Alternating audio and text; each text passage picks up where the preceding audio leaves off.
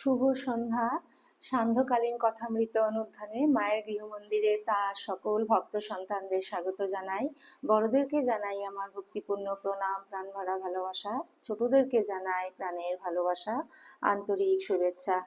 সান্ধ্যকালীন কথামৃত অনুষ্ঠান শ্রী গুরু বন্দনা দিয়ে শুরু করছি। গুরুর ব্রহ্মা গুরুর্বিষ্ণু গুরুর্দেব মহেশ্বরা গুরুরেব পরম ব্রহ্ম তস্मै শ্রী গুরবে নমঃ।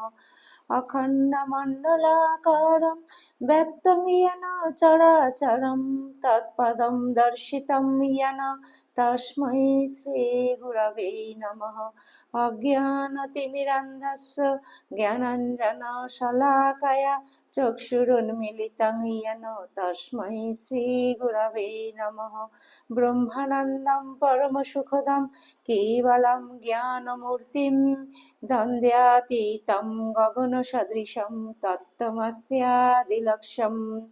একं নিত্যं বিমলমচलं सर्वादिसाक्षिभूतं भावातीतं त्रिगुणरहितं सद्गुरुं त्वं नमामि। সদ্গুরুং ত্বং নমামি, সদ্গুরুং ত্বং নমামি। জয় গুরুদেব। গুরু পরম্পরায় সকল পূজ্যপদ সদ্গুরু শ্রীপাদ পদ্মে আমার অনন্ত অবমিলুণ্ঠিত প্রণাম, অন্তরের অন্তঃস্থলের ভালোবাসা শ্রদ্ধাঞ্জলি, ভক্তি পুষ্পাঞ্জলি অর্পণ করিয়া আজকে কথামৃত পাঠে প্রবেশ করছি। শ্রীমকথিত শ্রী শ্রী রামকৃষ্ণ কথামৃত দ্বিতীয় খণ্ড পবিত্র গ্রন্থখানি থেকে 1884 খ্রিস্টাব্দের জুন মাসের চতুর্থ পরিচ্ছেদ ভবনাথ মহিমা প্রভৃতি ভক্ত সঙ্গে হরিকথা প্রসঙ্গে এই চ্যাপ্টার থেকে পাঠ শুরু করছি। আরেকবার বলছি, সান্ধ্যকালীন কথামৃত অনুধ্যানে আজকে শ্রীমকথিত শ্রী শ্রী রামকৃষ্ণ কথামৃত দ্বিতীয় খণ্ড পবিত্র গ্রন্থখানি থেকে 1884 খ্রিস্টাব্দের জুন মাসের চতুর্থ পরিচ্ছেদ চ্যাপ্টার থেকে পাঠ শুরু করছি। মায়ের সকল ভক্ত সন্তানের কাছে আমার করজোড়ে অনুরোধ, আপনারা প্লিজ শেষ পর্যন্ত মায়ের গৃহমন্দিরের সঙ্গে থাকবেন। তব কথামৃতম তপ্ত জীবনম কবিবিরীড়িতম কল্মষাপহম শ্রবণমঙ্গলম শ্রীমদাততম ভুবি গৃণন্তি যে ভূরিদা জনাঃ। চতুর্থ পরিচ্ছেদ। ঠাকুর হলঘরে আবার ফিরিলেন। তাহার বসিবার আসনের কাছে একটি তাকিয়া দেওয়া হইল।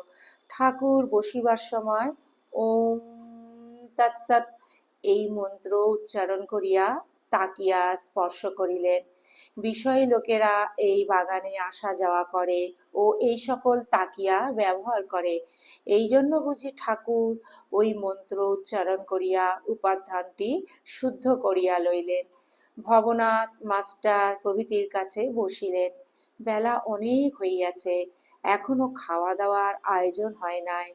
ঠাকুর বালক স্বভাব বলিলেন, কই গো, এখনো যে দেয় না, নরেন্দ্র কোথায়? একজন ভক্ত ঠাকুরের প্রতি সহাস্যে, মহাশয়, রামবাবু অধ্যক্ষ, তিনি সব দেখছেন। সকলের হাস্য। শ্রীরামকৃষ্ণ হাসিতে হাসিতে, রাম অধ্যক্ষ? তবেই হয়েছে। একজন ভক্ত, আজ্ঞা, রামবাবু যেখানে অধ্যক্ষ সেখানে এই রকমই হয়ে থাকে। সকলের হাস্য। শ্রীরামকৃষ্ণ ভক্তদের প্রতি, সুরেন্দ্র কোথায়? আহা, সুরেন্দ্রের বেশ স্বভাবটি হয়েছে, বড় স্পষ্ট বক্তা, কারুকে ভয় করে কথা কয় না। আর দেখো, খুব মুক্ত হস্ত, কেউ তার কাছে সাহায্যের জন্য গেলে শুধু হাতে ফেরে না।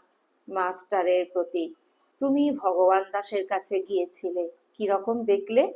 মাস্টার, আজ্ঞা, কাল নাই গিয়েছিলাম। ভগবান দাস খুব বুড়ো হয়েছেন। রাত্রে দেখা হয়েছিল, কাঁথার উপর শুয়েছিল। প্রসাদ এনে একজন খাইয়ে দিতে লাগলো। চেঁচিয়ে কথা কইলে শুনতে পান। আপনার নাম শুনে বলতে লাগলেন, তোমাদের আর ভাবনা কি? সেই বাড়িতে নাম ব্রহ্মের পূজা হয় ভবনাথ মাস্টারের প্রতি। আপনি অনেকদিন দক্ষিণেশ্বরে যান নাই। ইনি আমাকে দক্ষিণেশ্বরে আপনার বিষয়ে জিজ্ঞাসা করছিলেন আর বলছিলেন যে মাস্টারের কি অরুচি হয়ে গেল। এই বলিয়া ভবনাথ হাসিতে লাগিলেন। ঠাকুর উভয়ের কথোপকথন সমস্ত শুনিতেছিলেন। মাস্টারের প্রতি সস্নেহে দৃষ্টি করিয়া বলিতেছেন, হ্যাঁ গো, তুমি অনেকদিন যাও নাই কেন বলো দেখি? মাস্টার তো করিতে লাগিলেন। এমন সময় মহিমাচরণ আসিয়া উপস্থিত। মহিমাচরণ কাশীপুরবাসী, ঠাকুরকে ভারী শ্রদ্ধা ভক্তি করেন ও সর্বদা দক্ষিণেশ্বরে যান।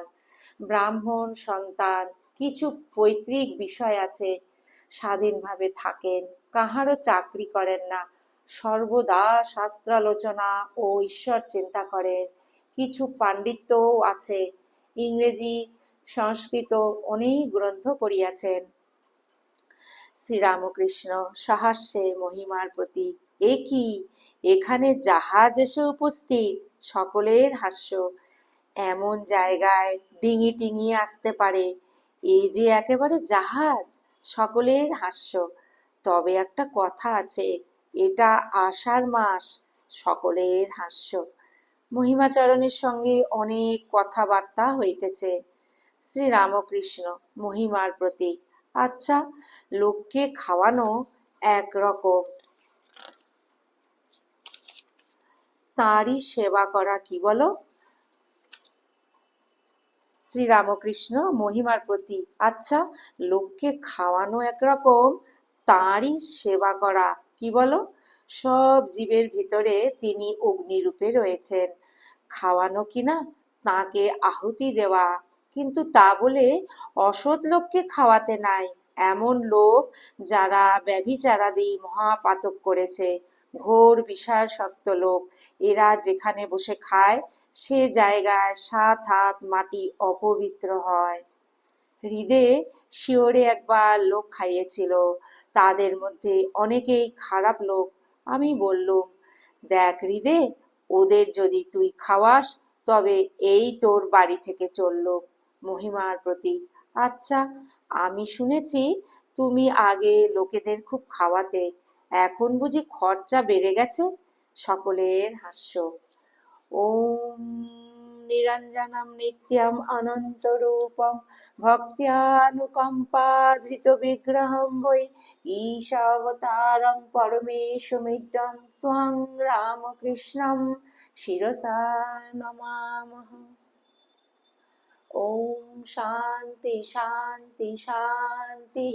হরি ওম তৎসৎ। শ্রীরামকৃষ্ণার্পণমস্তু। জয় শ্রী গুরু মহারাজ জি কি জয়। জয় মহামায় কি জয়। জয় স্বামীজি মহারাজ জি কি জয়। জয় শ্রী কথামৃতকার শ্রীম কি জয়। জয় শ্রী শ্রী রঘুবীর শীতলা গঙ্গা মাই কি জয়।